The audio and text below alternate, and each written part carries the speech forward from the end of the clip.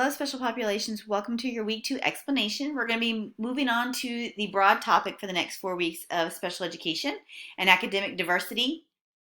So we've got our checklist, lecture content, and then we have our activities. And so this week we're going to focus on academic diversity, gifted and talented, and communication disorders. Now, when we talk about special populations, a lot of times we think about one end of the spectrum, but gifted and talented falls into this range as well. You can become a certified gifted and talented teacher. That's another option. So we've got lecture and open educational resource material. You guys are going to be taking some quizzes about your academic diversity, the assignments related to communication disorders, and then you're going to sign up for your fact sheet. So for the first one of lecture materials, we're going to be looking at academic diversity. And so this goes into, and if we were in 1301, we touched on it, and it's the idea of multiple intelligences, learning styles, or learning preferences. And so it's not how are you smart, it's not if you're smart, it's how you are smart.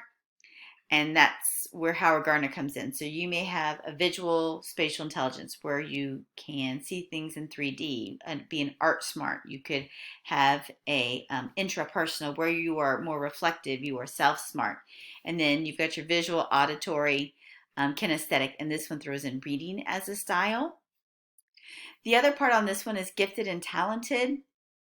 And so in 1301, you don't have to take 1301 before 2301 if this is your first education class. But we do talk about the project approach.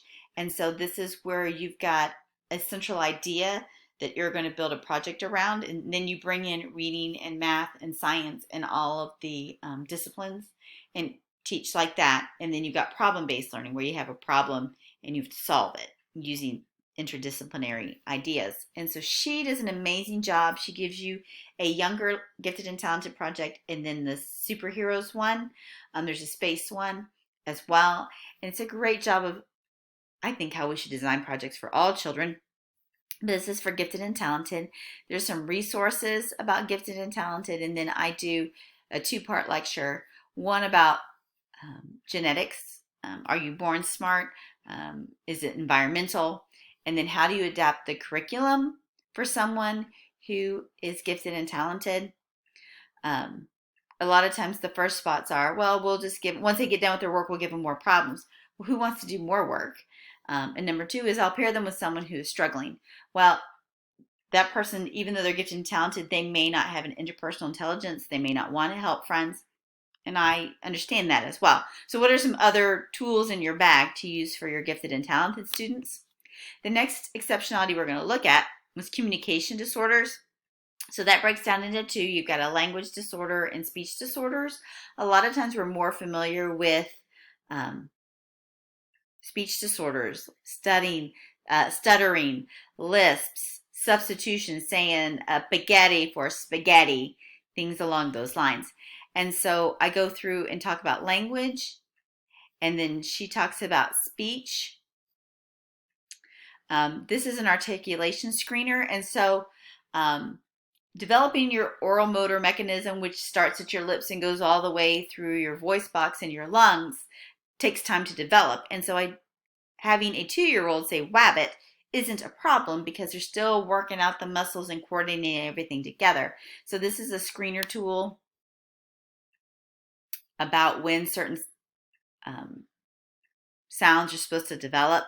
This is a video with my daughter Mackenzie when she is 2 about with anybody and somebody with a communication disorder, how you they say a word and how do you expand what they say or elaborate on what they have provided you to model the language. We don't ever say, no, you didn't say it right. You just state it again correctly. So there's the screener. Then when you're working with friends, these are all friends with cerebral palsy. And so for some reason they don't talk. There are devices that talk for them. And so this is alternative and augmented communication. This is assistive technology, and this can be with any exceptionality. I put it here to go along with technology. There's low tech and high tech. and it will be in their IEPs. And so because you're the general education teacher or the special education teacher, you need to make sure they're using these accommodations and modifications. For the assignments in here, these are academic diversity quizzes. There's one on brain dominance. All of these links should work. Learning styles, multiple intelligences. And the whole thing is are they really a thing? Are really learning styles? Are there really brain dominance? Is that a thing? Well, I'd rather err on the side that there is and have tools in my toolbox, or think about the complete learner and where they may be pulling from in order to provide more opportunities for them to learn the material the way they learn best. Next is the special education fact sheet sign up.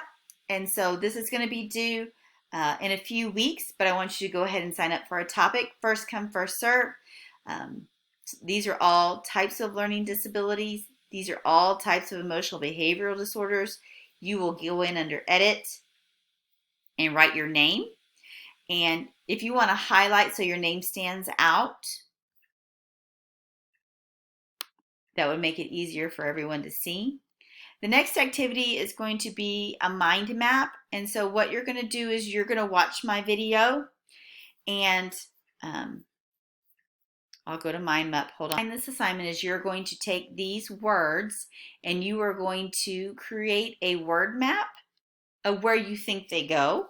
And then you'll listen to the lecture and put them where they're going to be. And then you're going to take a picture, or you can handwrite it, and then you're going to scan it, and I will grade it based off of the final product where things should be. So here's mind map. You create a free one. Start here. I'll go in here and write communication disorders. And then what I'm going to be looking for is over here. Hold on. If I want to do a child, there we go. And I'm going to write speech disorders. And then I'll come back here and I'm going to do language. Oops. There we go. Disorders. Okay, so that's the beginning of it, and then you'll go in off language disorders. What are examples of language disorders? What are examples of speech disorders? And so you're going to take all these words and put them somewhere on this mind map. You can go in and take a screenshot of this when you're done.